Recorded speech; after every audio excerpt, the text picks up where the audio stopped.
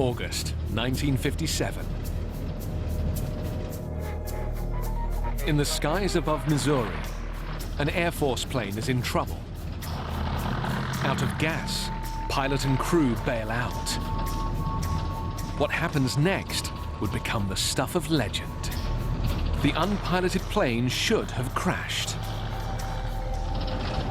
Instead, it makes a perfect landing. This is the story of the DC3, the plane that defined the way we fly. It heralded a new era of air travel. It was very glamorous. It was mostly celebrities and businessmen. And became a war hero. I've seen them come in with holes in the wings and the motor shot out, everything else. A maverick from its inception. Here comes the Douglas Company coming in with, we're going to give you something revolutionary here. Its development laid the cornerstones of aviation as we know it today. It is truly the linchpin of American and global air transport. It's the plane that created a revolution and changed the world.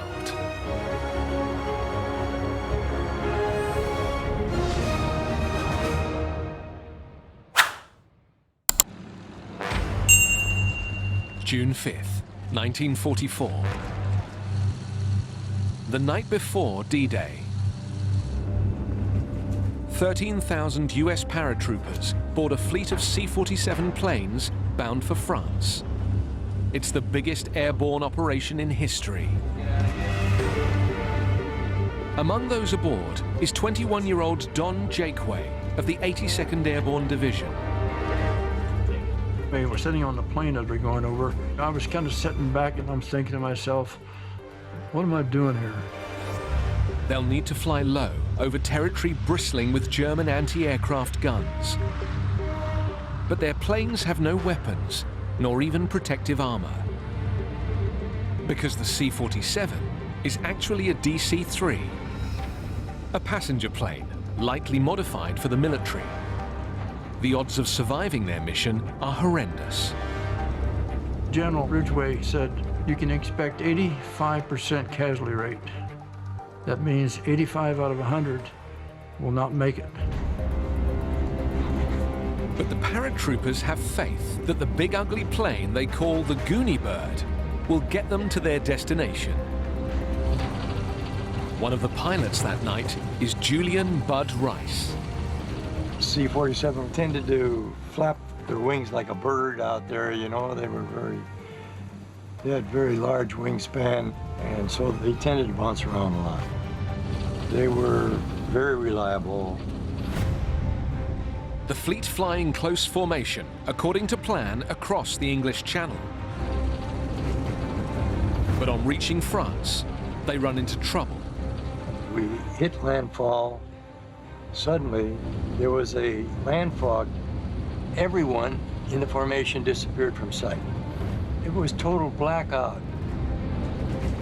When Bud emerges from the fog, all hell breaks loose. I came out, I could see a lot of planes hit by flak and exploding in the air.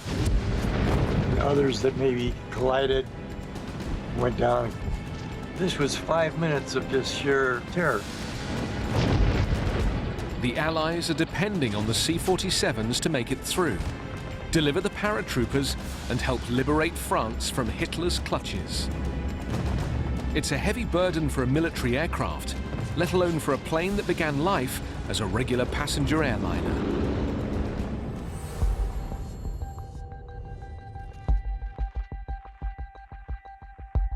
Its story begins in 1932 with the arrival of a letter at the offices of airplane manufacturer, the Douglas Aircraft Company. Addressed to company boss Donald Douglas, it comes from Jack Fry, head of TWA, then a new airline with big ambitions. This is no routine business letter. It would prove to be the birth certificate of a plane that would revolutionize air travel.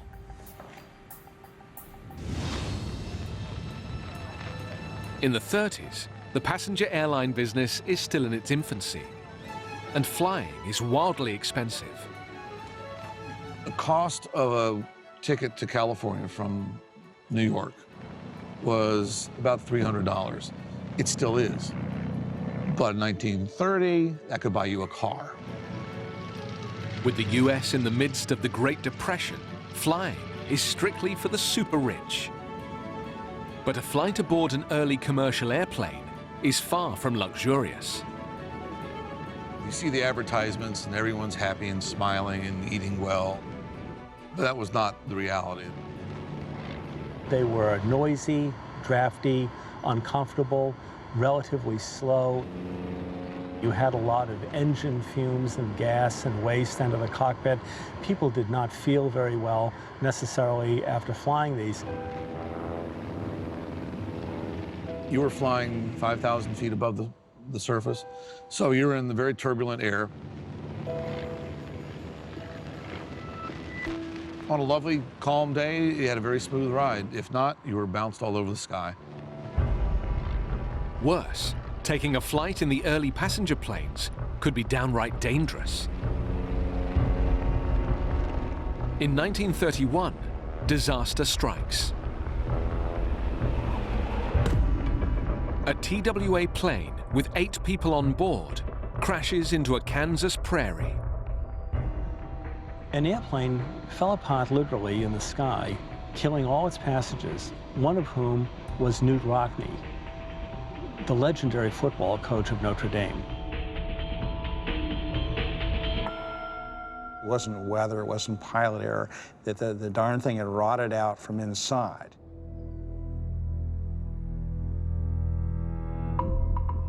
The crash is a wake-up call to the airline industry.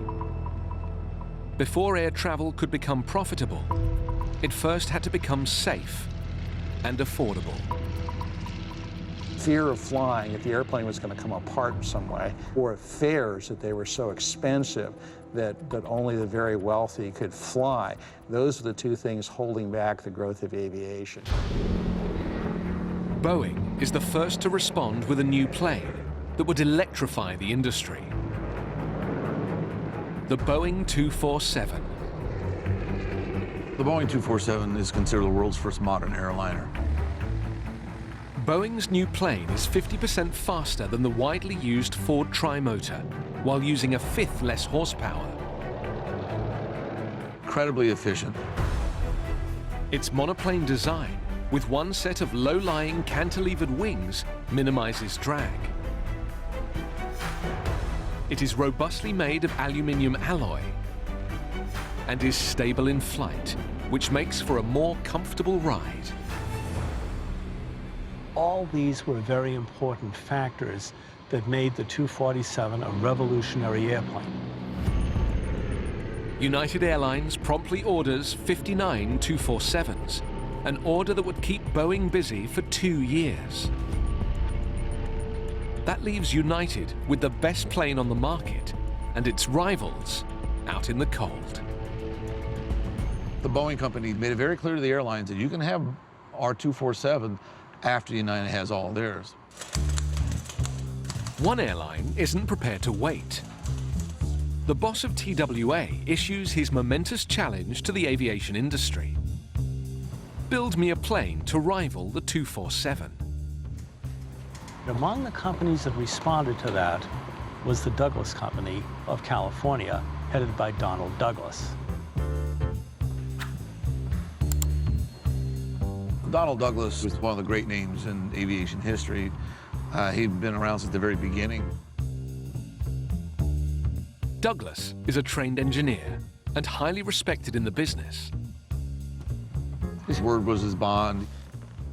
He made countless deals selling airplanes on a handshake and paperwork to follow. He was that well respected. Douglas is renowned for building sturdy planes for the military. But TWA bosses don't just want a 247 clone. They want something bigger. and better.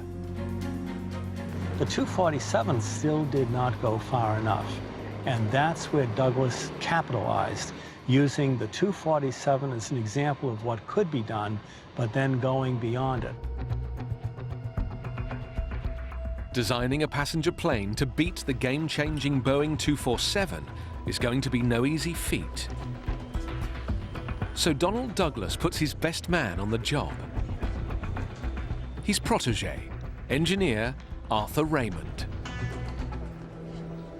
Raymond is an authentic American genius, a man with drive and ambition. Doug foresees him not only as a top flight engineer, also somebody who will get the job done. Douglas gives Raymond just 7 days to come up with a design. The spec is ambitious. The new plane would need to be able to fly 25% further, 1,600 kilometers non-stop, and carry 12 passengers, 2 more than the 247. It's a big gamble. If Raymond gets the design right, it would transform the fortunes of the Douglas Aircraft Company. If he fails to deliver, the company faces bankruptcy.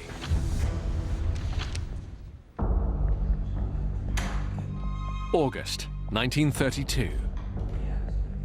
Douglas Aircraft's mastermind engineer, Arthur Raymond, pitches the design for their new passenger aircraft, the DC-1, to TWA.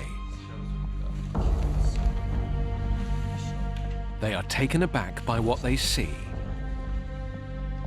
When TWA saw the initial concepts for this machine, there was a big question mark because it was a twin-engine airplane. The Boeing 247 had proved that 2 engines could work. But still reeling after the Kansas air crash, TWA had specifically demanded 3 engines, 2 to fly and 1 as a safety precaution. The aerodynamics was so poor for the aircraft of those days that if a twin-engine design lost power in 1 engine, it would simply descend, and you needed a 3rd engine to give it any chance at all of remaining aloft. Here comes the Douglas Company coming in with, no, we're not going to give you what you thought you wanted. We're going to give you something revolutionary here. TWA's technical advisor is none other than Charles Lindbergh, who'd flown the first transatlantic flight 5 years earlier. Lindbergh is skeptical that a plane this size could survive losing an engine. This thing fly? Yes, definitely going to fly. If you can make it fly, then we'll buy it. Raymond bet the company on the DC-1. Their costs were not covered in the original contract. They weren't going to make money on this thing until after they had delivered over a certain number of airplanes. Raymond had used a complex aeronautical formula to design the DC-1.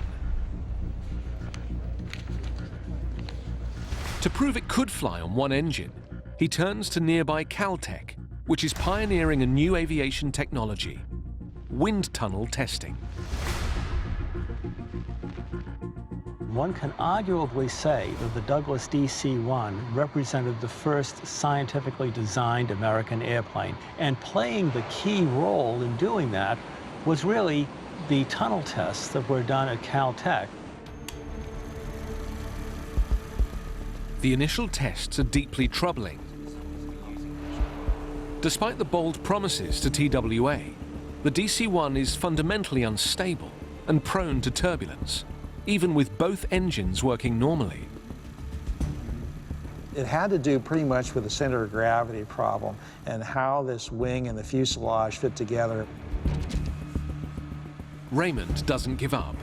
The team conducts more than 200 tunnel tests before coming up with a solution. Like other aircraft of the time, the plane's wings are set at right angles to the fuselage. Raymond discovers that sweeping back the wings shifts the center of gravity, dramatically improving the plane's stability. The wing design proved so successful But really, if we take a look at a lot of subsequent aircraft, we see that they all tend to emulate that moderate swept-back approach. And to minimize turbulence and drag between the wing and the fuselage, engineers devise an element called a fillet. That lovely little compound curve you see between where the wing meets the fuselage, it smoothed it out considerably. These modifications create a plane that should be able to maintain stable flight, even on a single engine.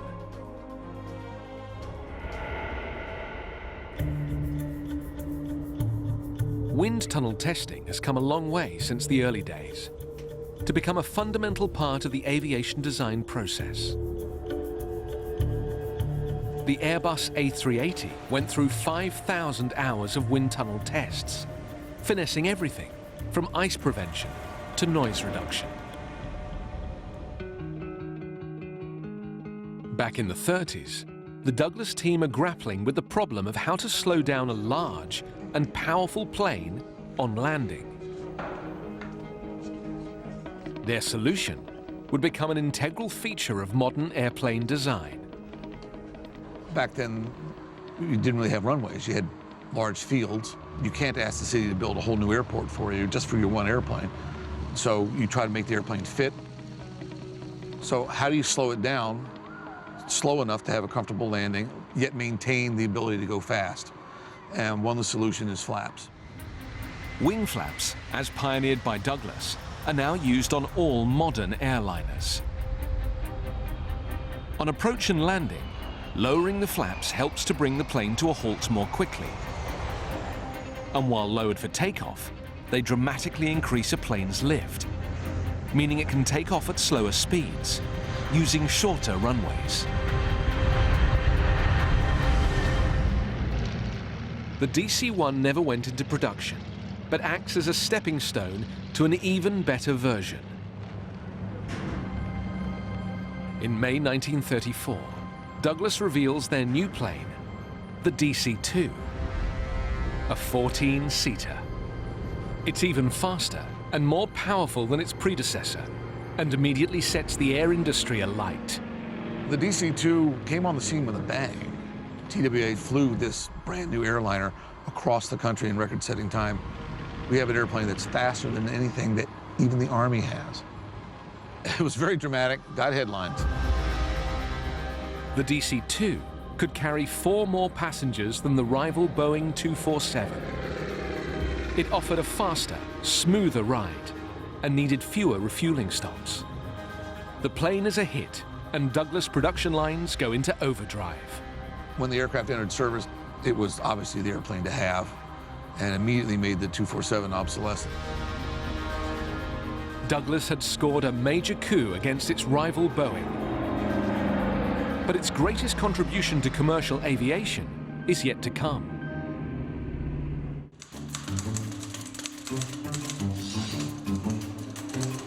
May 1935. Orders are pouring in for the Douglas Aircraft Company's new plane, the DC-2.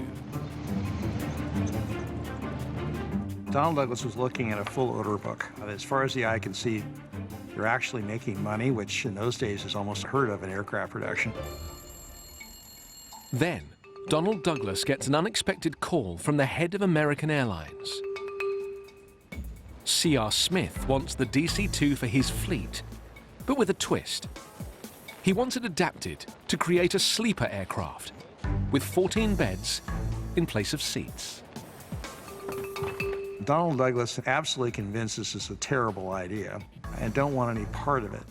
The sleeper's a dead end, that there's only going to be a very few amount of these. There's not going to be a market for it. It's not going to work the way out the C.R. Smith thinks. But then Smith hands Douglas an offer he can't refuse.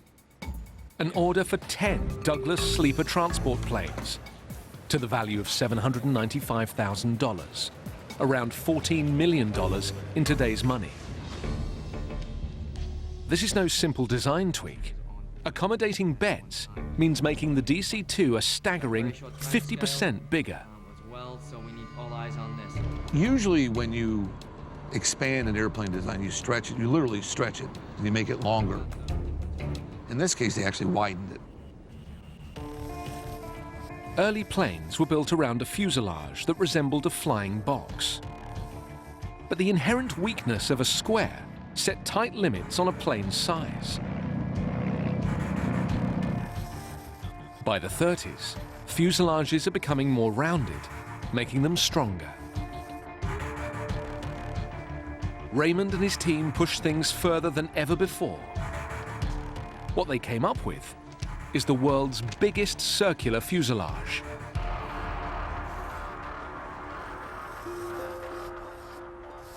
A cylindrical shape is not only supremely aerodynamic, but also very strong, distributing forces evenly around the structure. The round fuselage shape enhances the strength of the aircraft. There's no real failure points on it, no hard corners or anything like that. It's just a remarkably strong design. Combined with the single-skin metal fuselage of the DC-1, which helps to support the structure, the new design would allow a big leap in size and weight. Douglas pulls it off again, creating the world's largest and most fuel-efficient modern airliner. Yet sleeper planes never catch on with passengers and are swiftly dropped. But Donald Douglas isn't about to stand by and see his groundbreaking new plane mothballed. The more that Douglas and Raymond started thinking about it, then they started thinking beyond the sleeper transport. It didn't take long, it was very quick. Douglas realizes that replacing the beds with seats would increase the number of passengers by 50%. The DC3 is born. A wonder of engineering, it lays the foundations for the modern airliner. It takes 6,000 people and 500,000 rivets to build every one. Above all, since it uses only 3% more fuel than its predecessor, the extra 7 passengers the DC-3 could carry make it the first ever profitable commercial airliner. The Douglas team have achieved an extraordinary breakthrough, an airliner that makes mass air travel possible. When the DC-3 came along, there was a real recognition that a new standard in air transport had arrived. Air transport was no longer merely the stuff of the adventurous, it was becoming routine. Flying coast to coast had meant a 25-hour ordeal. Now, the DC-3 cuts that journey time almost in half. But above all, the DC-3 makes passengers feel safe. It wasn't going to make strange noises. It wasn't going to smell funny with the gasoline fumes coming through. It was going to have heating in it, and so it wasn't going to be cold in wintertime. The whole key for the airline industry was to make this normal and safe, and the DC-3 makes it normal and safe. It quickly became the airplane of choice of airlines all over the United States and quickly around the world, best they could get a hold of them. Flying is now glamorous. The journey becomes the destination. Would you like a cigarette, sir? No, thank you. We'll have a magazine when you have I'll time. bring one right up. Thank you. Passengers recline in new levels of luxury, not an option in smaller planes. The DC-3 helps to popularize a new role in aviation: the air hostess. Vicky Herrell was one of a new breed aboard TWA's DC-3 fleet in the 1940s. It was very glamorous. I mean, TWA was known as the glamour airline. So it's mostly celebrities and businessmen. You really got to know your passengers. And the men would ask you, what your phone number was and stuff like that. Can I call you when I get to New York? Can we eat dinner? For the new air hostesses, working 3,000 meters up is better than any job back on the ground. I enjoyed it so much. I mean, it was just exhilarating. I loved my job. As one of the few jobs considered suitable for women, Competition is intense. In 1935, 2,000 women apply for just 43 positions offered by TWA. Entry requirements are tough. Applicants have to be between 1.52 m and 1.62 m and weigh between 45 and 53 kilos. The weight restriction, well, they're very strict about that. And in fact, after you started flying, we had weight checks every 6 weeks. If you were caught like 3 or 4 times being overweight, then you were fired. And the training isn't just about looking good. We had to learn everything about an airplane, theory of flight. We studied meteorology, aerodynamics, because people weren't flying very much in those days. I mean, it was so new.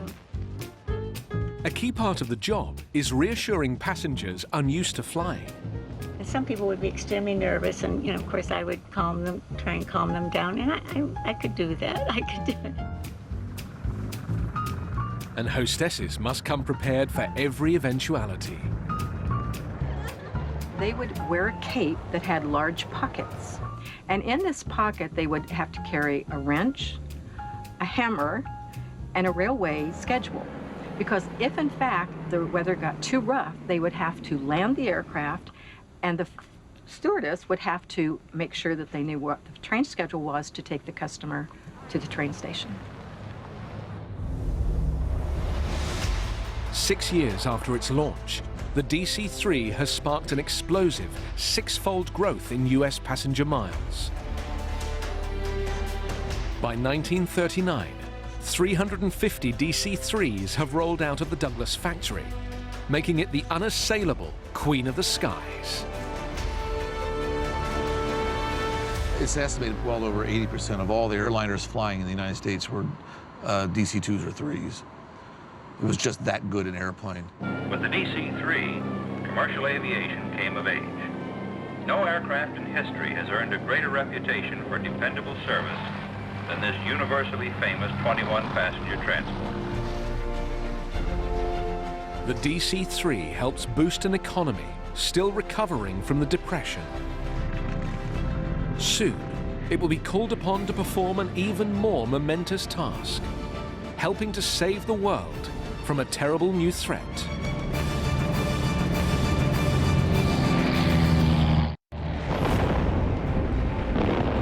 In December 1941, the bombing of Pearl Harbor propels America into a conflict that spans the globe.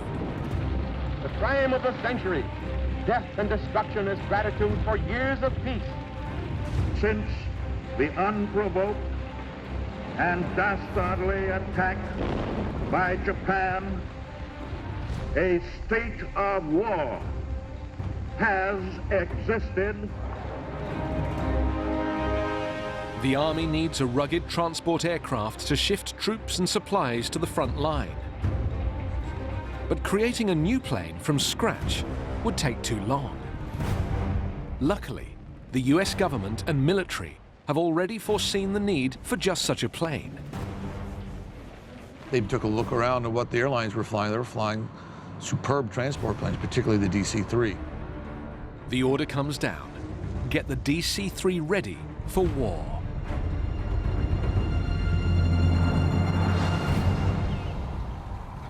A keen sailor, Douglas takes the team aboard his boat to brainstorm how to turn their airliner into a military transport plane. It is kind of ironic when we think about it. A sky train suddenly turns itself into a military workhorse. And all they really did was put a cargo door on it and beefed up the floor so it could take heavy loads, and that was it. Such a great airplane, such a strong airplane. You know, they didn't have to modify much at all. The DC-3 is reborn as the C-47. By 1944, a C-47 is rolling off the production lines every 34 minutes. Many of them destined for the British RAF, who call them Dakotas. The DC-3 C-47 is an amazingly overbuilt airplane. They didn't know how much stress various designs could take, so they decided to overbuild it just to take care of it. Famously, you could drive a 1-ton Jeep through the C-47's cargo door. It could carry 28 soldiers, and often more. In Burma, one RAF Dakota evacuates 65 walking wounded.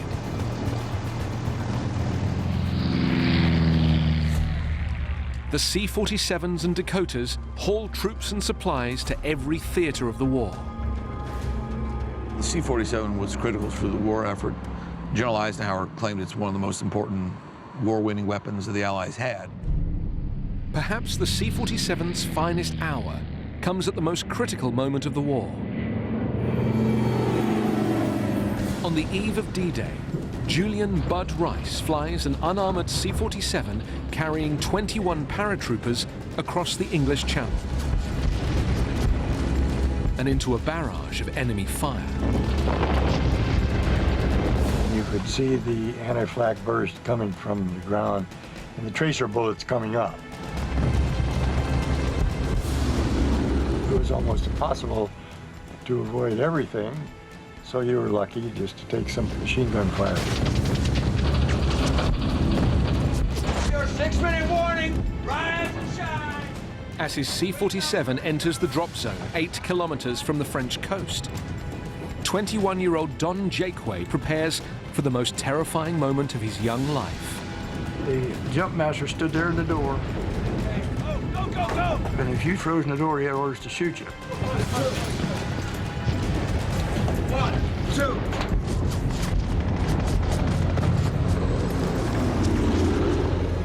When we jumped, the bullets were going up. You could hear the zit, like going through your chute. You know the Germans are there, and the moment you jump in as a paratrooper, you're surrounded and scared to death. 821 C-47s fly in the first wave. Astonishingly, all but 21 of them deliver their human cargo to the drop zone and return home safe, including Bud Rice. The plane took a lot of hits. I was very fortunate. I came back safe and sound. Had no problem.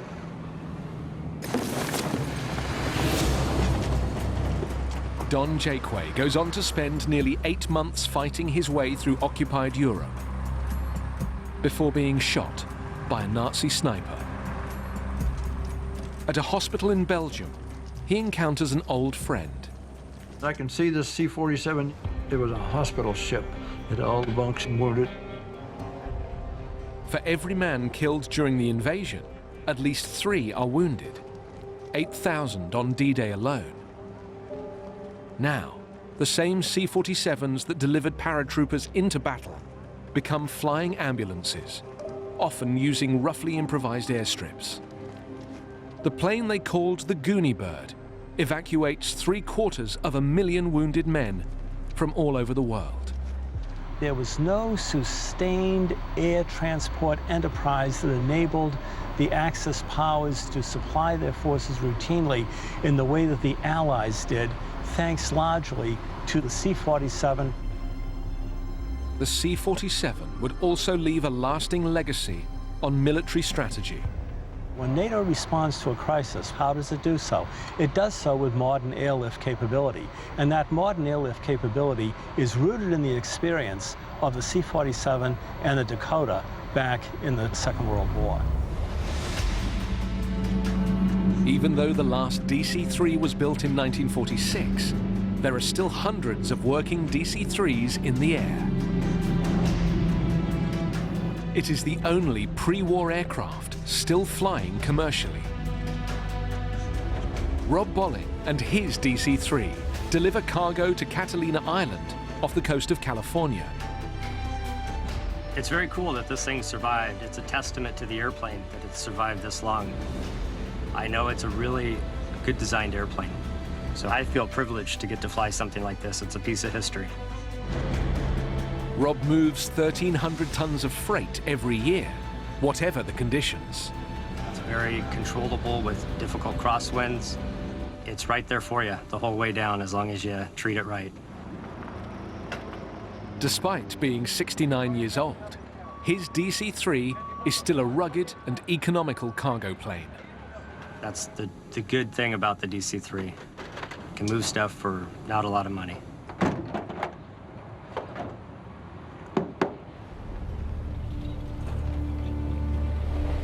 Back in 1945, thousands of surplus military aircraft are being sold off for scrap. But the C-47 gets a new lease on life. Its speed, range, and ruggedness make it the plane of choice for a new era of global air travel. It was the demobilized C-47s and Dakotas, now back in civil service, that enabled the expansion of air transport all around the world. It became an iconic global airlifter. The reborn DC-3 proves the perfect plane for small regional airlines to spread affordable air travel to every corner of America and Europe. And an awful lot of airlines, particularly in the United States, but around the world now, could buy, for a very low price, a real first-rate airplane. By 1946, there are 1,500 DC-3s flying primarily short-haul routes all over the globe. The DC-3 was entering a second generation. It was no longer the primary airplane of most airlines, but it was ideal for local service routes. You can get in and out of anywhere. Thousands of ex-service pilots are arriving home to their small towns across the US, looking for jobs. Many of them will take to the skies again, this time for peaceful purposes. Now the DC-3s cost next to nothing. You could start an airline for next to nothing, and with some luck, turn it into a viable airline. And quite a few did that. And then introduced flying to thousands more people, because now it was more affordable.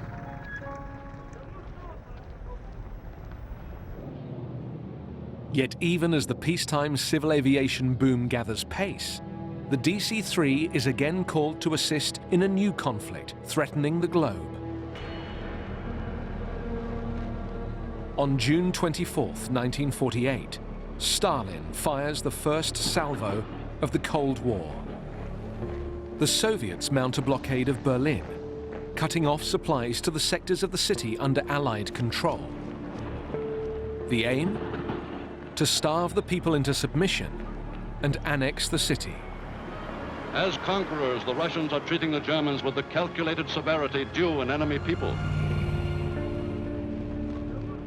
In the British sector, one young Berliner lives with her parents and two younger sisters.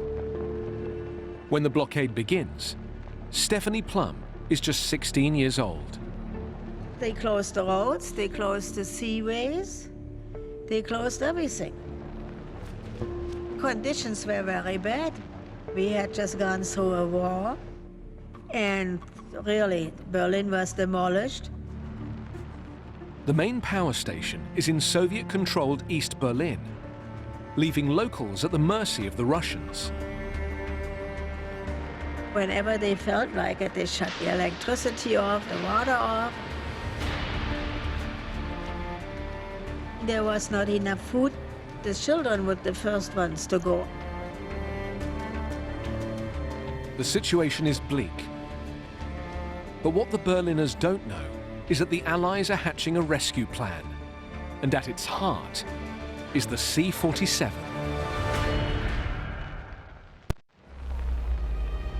June 1948, Berlin. The Soviets are blockading all food supply routes into the city's Allied-controlled sectors. 2 million Berliners are on the brink of starvation. My little sister cried all the time. Cried because she was hungry, and all we gave her was water. Like many other Berliners, Stephanie Plum is driven to desperate measures. In the apartment we were living in, there were reams of white tissue paper. I found them, what a find. So we ate the tissue paper with a little water. The Russians thought, you know, Americans would give us up. No, they didn't. They didn't. The Allies mount an airlift of unprecedented scale to fly in essential supplies and break the blockade. With their 3-ton payload, the C-47 and the Dakota are the obvious choice to lead the charge. On June 26, 1948, the first C-47s land in Berlin. We heard the planes coming. We thought, what are they going to do? They're bringing food? What's going on? A plane lands every 30 seconds. The Allies ship in thousands of tons of coal, food, soap, drinking water, milk, and medical supplies. Stephanie Plum disobeys her parents to go and see the Allied planes at Tempelhof Airport. The Germans came like ants when a plane landed, cleaned it out, took everything out, fuel in, and the plane went off. And this went on 24 hours. Never was there a stop. Constantly. In thunderstorms, in the rains going sideways, in foggy skies, no landing lights. The sky was for a year, never without planes. But bringing salvation to so many is not without sacrifice. There are 25 plane crashes during the airlift. Pilots must navigate a narrow flight corridor under constant harassment from Soviet planes flying dangerously close. On July 25, 1948, a C-47 smashes into a building as it is landing, killing both American pilots. They were still carrying the wreckage off, and the Germans put up a little memorial plaque. In all, 101 airmen and civilians lose their lives ferrying in the supplies. The airlift continues non-stop for nearly a year. By the time the humiliated Soviets lift the blockade in May 1949, the C-47s and their successor C-54s had clocked up 150 million kilometers. It's an astonishing achievement. These planes came to feed us and to be good to us. We never forgot what was done to us by the Americans. It was so beautiful, and it still is.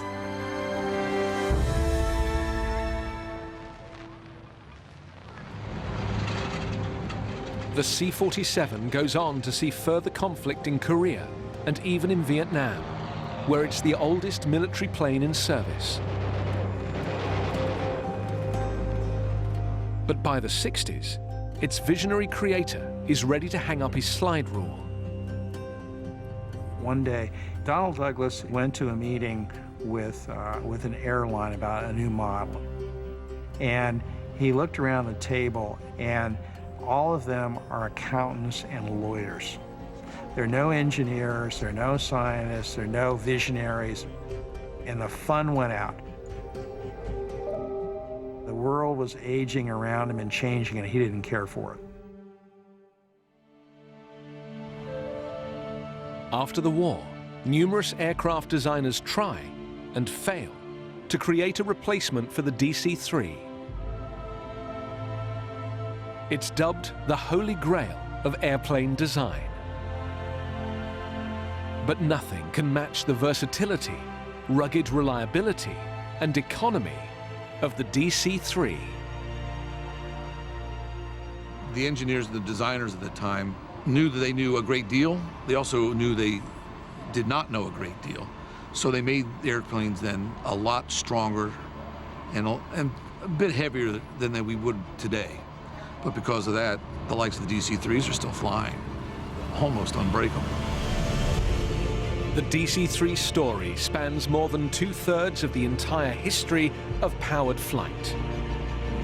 It's an airplane that wins the hearts of all those who've flown her. It was wonderful. It was a wonderful plane to fly, very easy to fly. And I've seen them come in with holes in the wings and the motor shot out and everything else. That C-47 is one of the best airplanes that's ever built. The DC-3 makes global air travel routine, accelerating the rise of the industrial economies. DC-3 makes the point to the flying public that it's safe and comfortable to fly. It makes the case for the airlines that they can actually make money. Many argue that no other single airplane has left such a broad and lasting legacy on air transportation. If we take a look at air transport, how it evolved right up to the era of the jumbo jet, at the heart of all that is the experience with the Douglas DC3 back in the 1930s and the 1940s. It is truly the linchpin of American and global air transport. The genius and hard work of engineers at Douglas Aircraft Company created a standard of modern airplane design that fundamentally changed the way large airplanes are built, right up to the present day. There's a little bit of the DC3 in every airplane that flies today, no matter where that airplane comes from.